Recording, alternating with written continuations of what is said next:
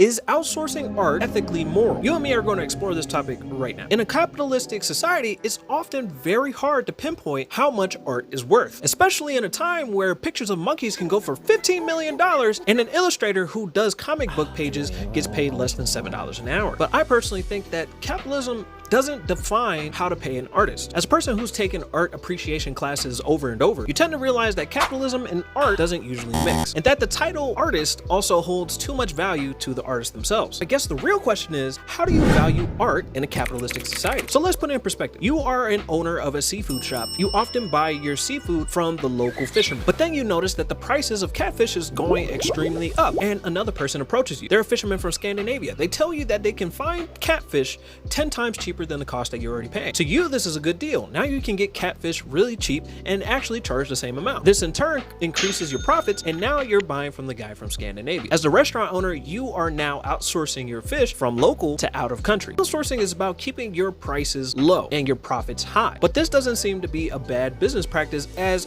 we can tell that everything that we have, from our phones to our gas, is all outsourced to another country. And we reap the benefits of low labor costs and low component costs, which gives us a $700 iPhone. But what about art? Now that historically, things that are related to the arts, whether it's video games to comics to movies, have an often old and unstable business model. For example, Disney used to pay their workers really low to do their animations, and those animators went ahead and rebelled and protested that they should get more. To their benefits, they got what they needed and deserved. They got a stable pay, stable wage, and some benefits. At the same time, the price of animation has risen so high that it's almost unstable to do any animation in America. Some of your favorite animated cartoons are all outsourced to another country, whether that's Steven Universe, Avatar: The Last Airbender, and more. But some see this as a bad business practice. They like, why don't we just pay the artists that are already living in America their fair share? And that's because it's very uncompetitive and unsustainable, to where it wouldn't even be profitable to make these things. The inability to price in art to a good place has even affected Netflix's business to go license shows from other countries instead of making new ones. Because which is easier, getting content from another country and dubbing over it, or making a billion-dollar new show? And livable wages differ from country to country.